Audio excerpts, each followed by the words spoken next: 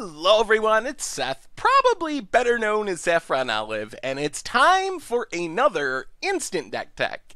So it's Thursday, which means Tier 1 Thursday, and we have a super sweet list to check out today. So Ad Nauseam is one of the premier combo decks in Modern, floating definitely near the top of the format, has been there for quite a while, and it's a really interesting deck, and it wins in a really unique way. So this exact build is from a Magic Online user by the name of Lucas, who took it to a 5-0 finish in a competitive Modern League, but we should say it's a Tier 1 deck, and maybe like 58 of these cards that you see in the deck are going to be in essentially every Ad Nauseam build you play. There's not many flex slots in this deck, unlike some like mid-range or creature-y decks where you can kind of customize a little bit. Almost every single card in this deck is an essential combo piece, so there's not really many changes to be made. So a quick reminder before we break down the deck: if you enjoy this deck and you want to see it made into videos, take a minute, click the like button, the subscribe button, leave a comment, anything you can do to support your deck, because whichever deck is most popular gets a shot at being made into videos next week. So Ad Nauseam is a combo deck that kind of requires two cards, I guess, to win, but there's some redundancy in the effects. So the main trick of Ad Nauseam is going into negative life totals. That's kind of what the entire deck is built around. So what the deck does is it uses Angel's Grace or Phyrexian Unlife, these cards are essentially interchangeable, to make it so you can't lose the game for going below 0 life. So Angel's Grace just literally makes it so you can't die that turn. Phyrexian Unlife makes it so you don't lose the game for having 0 less life, but damage is dealt with in fact. Angel's Grace in some ways is better because it just makes it so you can't lose. The problem with Phyrexian Unlife is you can go into negative life totals, and then if your opponent Abrupt Decays or Dromoka's commands away the Phyrexian Unlife, you're at negative life, so as soon as that spell resolves, you just die on the spot. But anyway, that's the plan of the deck. Make it so you can't lose, and then you resolve an Ad Nauseam, or even a Spoils of the Vault to find Ad Nauseam. So Spoils of the Vault normally makes you lose a lot of life, but we don't care for losing life because we've resolved an Angel's Grace, we have a Phyrexian Unlife on the battlefield, so we can't lose from going into negative life totals, so we need Ad Nauseam. That's a card that wins us the game. Spoils of the Vault can find our other combo pieces. If we have an Ad Nauseam, we can get an Angel's Grace or something. Basically, we name a card, we reveal cards till we find it, we lose life for each card that was revealed, and those cards get removed from the game.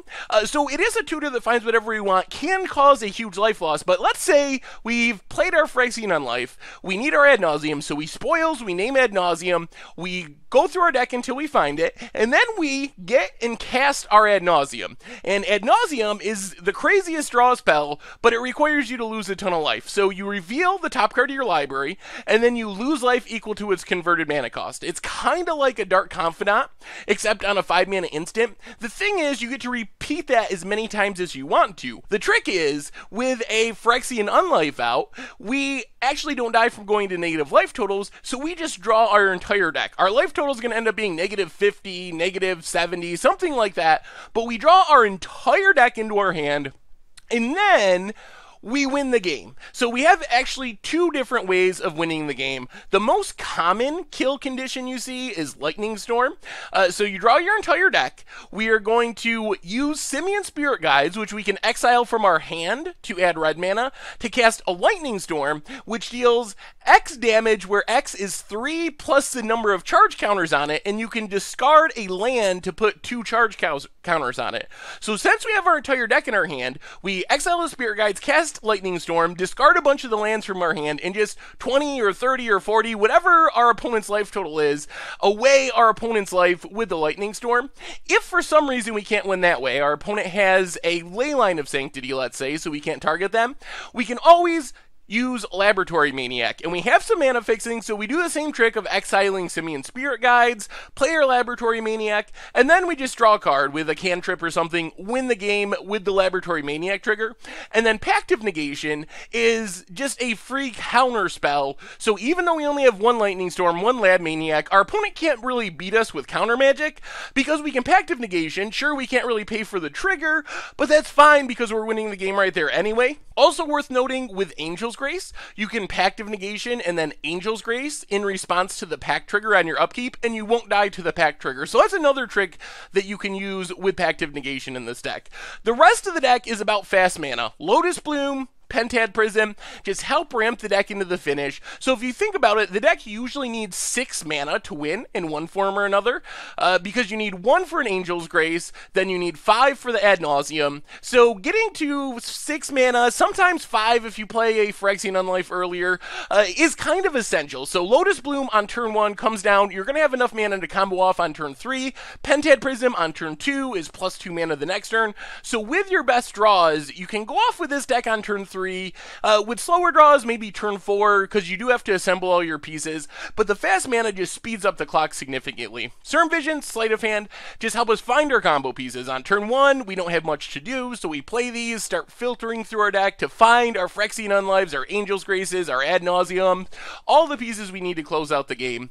Mana base wise, maybe the most interesting part is this deck plays a lot of scry lands. So this is another, doesn't do much on turn 1 thing. So the deck can afford to play a tap land that scries and helps them find their combo pieces. City of Brass, Gemstone Mine, help make sure the deck can cast whatever it needs whenever it needs. A bunch of fast lands, a Dreadship Reef, an island. In the sideboard, we have a bunch of protective type spells. Leyline of Sanctity keeps our hand from getting torn apart by discard. Also helps against burn and stuff like that. Spellskite is a way to protect, for example, our Phyrexian Unlife. We talked about how after we go to negative life, if our opponent can kill the Phyrexian Unlife, things can go very badly for us, and we just lose the game. Spellskite can eat that Abrupt Decay instead of the Phyrexian Unlife. Echoing Truth can bounce our opponent's Leyline of Sanctity, for example, to make sure we can Lightning Storm. Then we have Besage to fight through counters, another Pact for the same reason. Thoughtseize kind of preemptively gets disruption and counters out of our opponent's hand. Painful Truce lets us draw some cards if it's a controlling matchup that's going to go long. Slaughter Pact as a way to kill our opponent's stuff, and then a Dreadship Reef, and that is Ad Nauseam for Modern, and that's our Instant Deck Tech for today. So thank you very much for watching. I hope you enjoyed the video, and I will talk to you soon.